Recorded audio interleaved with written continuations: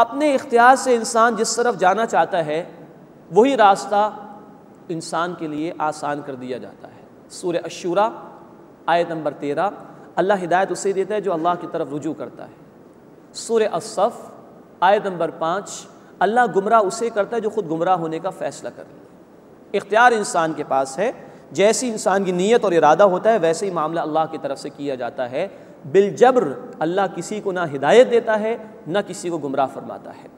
وَلَوْ شَاءَ اللَّهُ مَا أَشْرَكُوا، اور اگر اللہ چاہتا تو وہ شرک نہ کرتے۔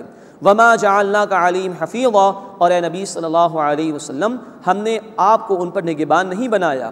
وَمَا أَنْتَ عَلَيْهِمْ بِوَكِيلٍ، اور نہ ہی آپ ان پر داروغہ ہیں۔ زبردستی کا معاملہ نہیں ہے، جو جس طرف جانا چاہے گا اسی کی توفیق اس کو ملے گی۔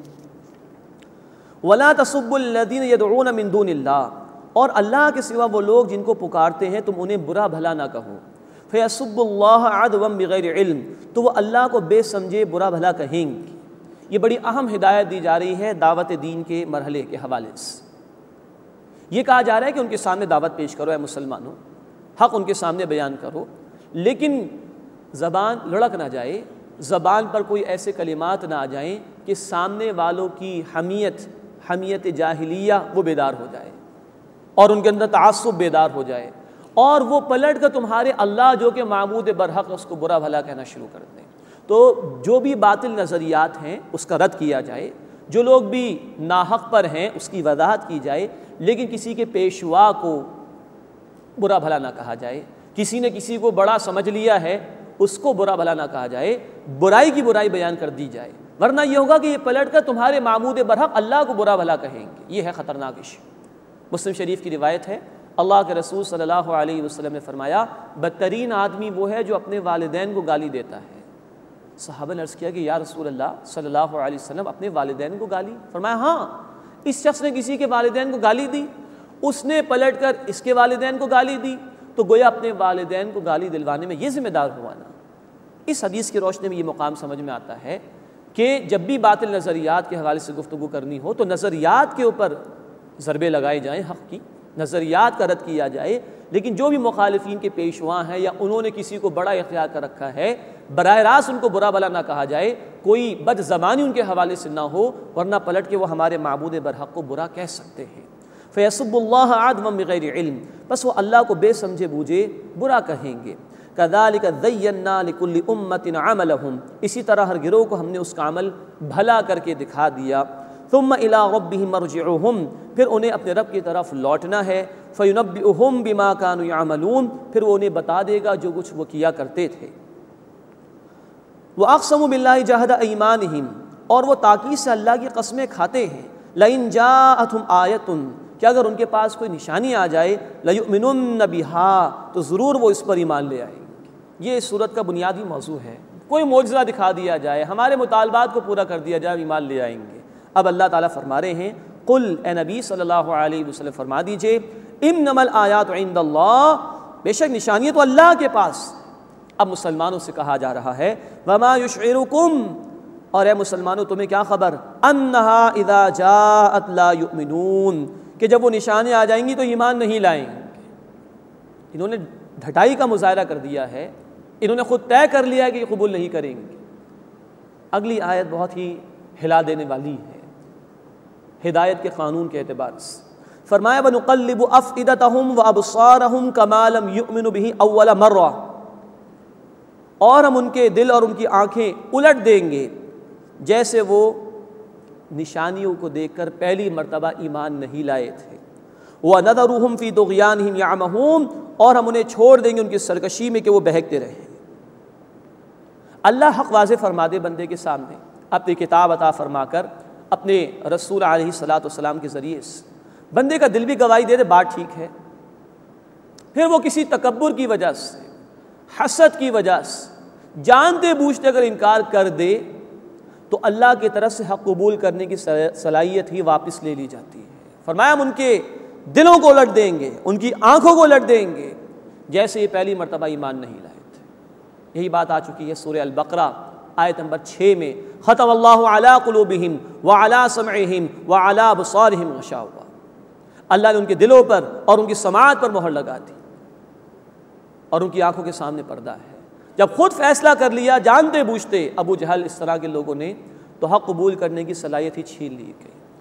اللہ ہمیں جو حق ہمارے پاس آ چکا اس پر یقین عطا فرمائے، دل کی گہرائیوں سے اس پر ایمان لانے کی توفیق عطا فرمائے اور اس کے تقاضوں پر عمل کرنے کی توفیق عطا فرمائے، اور اس بدترین سزا سے اللہ ہماری حفاظت فرمائے کہ بندہ آنا چاہے اور اس کو صلاحیت نہ دی جائے حق قبول کرنے کی۔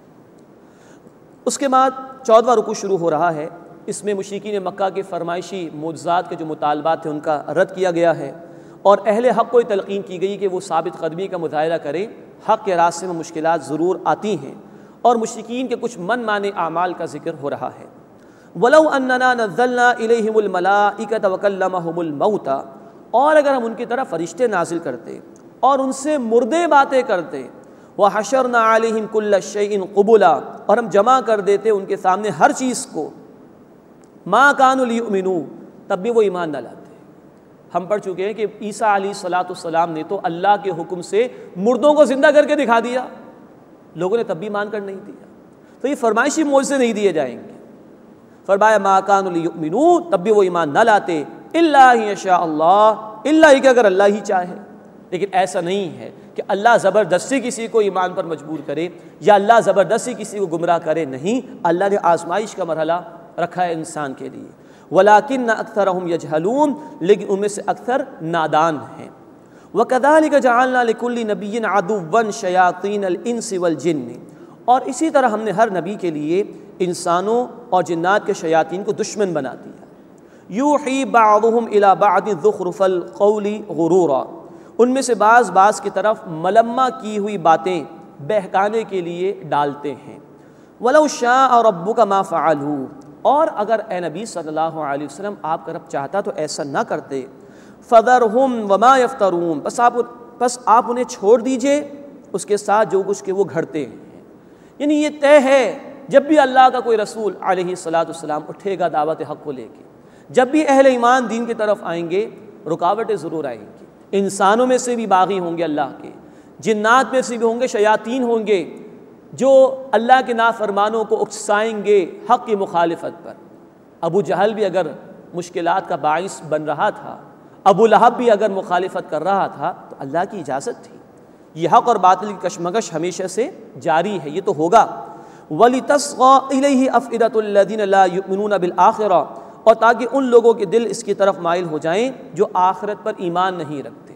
معلوم ہوا کہ اگر دل میں ایمان نہ ہو تو انسان بھی شیطان کے چنگل میں گرفتار ہو جاتا ہے، اس کی پٹی کے فریب میں آ جاتا ہے۔ وَلِيَرْضَوْهُ وَلِيَقْتَرِفُوا مَا هُمْ مُقْتَرِفُونَ، اور تاکہ وہ اس کو پسند کریں اور تاکہ وہ کرتے رہیں جو وہ برے کام کرتے رہتے ہیں۔ یعنی ان مخالفین نے جنہوں نے طے کر لیا کہ حق کی مخالفت کریں گے، اللہ نے اسی کی ان کو توفیق دے دی ہے، اب یہ گمراہی کے اندھیروں میں ہی بھٹکتے رہیں گے۔ اب پھر سرچنگ کوئسچن کا انداز آ رہا ہے، غور و فکر کی دعوت دی جا رہی ہے۔ افغیر اللہ ابتغی حکما، کیا میں اللہ کے سوا کوئی اور حکم دینے والا تلاش کروں؟ وَهُوَ الَّذِي أَنزَلَ إِلَيْكُمُ الْكِتَابَ مُفَصَّلًا، اور حالانکہ اللہ تو وہ ہے جس نے تمہاری طرف واضح کتاب نازل فرما دی ہے، حق آ گیا اس کی طرف سے۔ اس کے آنے کے بعد اب تم چاہتے ہو کہ اللہ کو چھوڑ کر خواہشات نفسانی کی پیروی کی جائے، کسی اور قانون کی پیروی کی جائے؟